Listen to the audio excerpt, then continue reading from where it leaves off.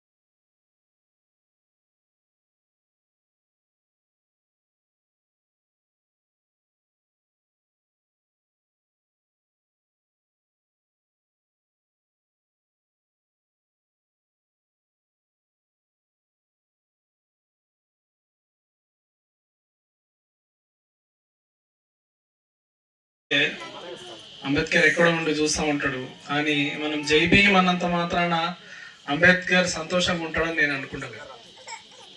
మనమంతా ఎదిగినప్పుడే అంబేద్కర్ హ్యాపీగా ఉంటాడు.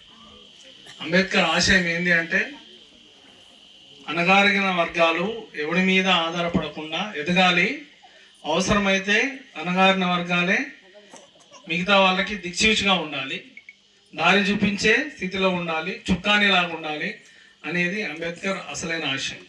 ఇందాక పెద్దలు చెప్పారు, అంబేద్కర్ ఏ స్థాయి నుంచి ఇలాంటి ఒక పల్లెటూరు నుంచే చాలా పేద కుటుంబం నుంచి స్కూల్లో వివక్షను ఎదుర్కొని, కాలేజీలో వివక్షను ఎదుర్కొని, సమాజంలో వివక్షను ఎదుర్కొని, మన దేశంలో చదువుకొని, విదేశాల్లో చదువుకొని, లెక్కలేనన్ని డిగ్రీలు తీసుకొని, రాజకీయంలో కూడా కొంత వివక్షను ఎదుర్కొని, అయినా కూడా మనకేమి ఇవ్వాలో అది ఇచ్చే వరకు విశ్రాంతి తీసుకోలేదు. శాశ్వతంగా వెళ్ళే వరకు కూడా సమాజానికి తాను ఏమి ఇవ్వాలనుకున్నాడో దానికోసం ఒక జీరో నుంచి ఒక మహోన్నత శిఖరంలో ఎదిగింది. ఆయన చరిత్రని మనం ఆదర్శంగా తీసుకొని ముందుకు, అంతేగాని మన ఇప్పుడు ప్రజెంట్ సమాజంలో జరుగుతుంది ఏంటంటే అంబేద్కర్ పేరు చెప్పి కూడా ఆయన ఆశయం దిశగా పోవట్లేదు. మనం విగ్రహాలు పెట్టుకుంటున్నాం, బాగానే ఉంది, అంబేద్కర్ని స్మరిస్తున్నాం, మనం గ్రూప్గా జమ అయినప్పుడు జేబీఎం అంటున్నాం, అంతా బాగానే ఉంది. కానీ మనం ఎదుగుతున్నామా? మనము అదే డిసిప్లిన్ తోటి ఉంటున్నామా? మనము మనకు మనంగా ఎదుగుతూ సమాజానికి ఏదైనా ఉపయోగపడుతున్నామా అనేది ఇవి చాలా ముఖ్యమైన విషయాలు. ఇవన్నీ సాధించినప్పుడే అంబేద్కర్ ఆశయము నెరవేరుతుంది. అంతే తప్ప మననెవరో వివక్ష చూపిస్తున్నారు, మననెవరో తక్కువ చేస్తున్నారు. నువ్వు చేయాల్సింది ఏంటంటే నువ్వు ఎదగాలి. ఫస్ట్ నువ్వు ఎదిగితే అందరు నమస్తే పెడతారు నీకు. కరెక్టేనా కాదా? ఫర్ ఎగ్జాంపుల్, నేను ఒక బీసీ కులంలో పుట్టిన, ఒక పేద కుటుంబంలో పుట్టిన, ఊర్లో మేము చిన్నగా ఉన్నప్పుడు మమ్మల్ని ఎవరు పట్టించుకోకపోయేవాళ్ళు కాదు.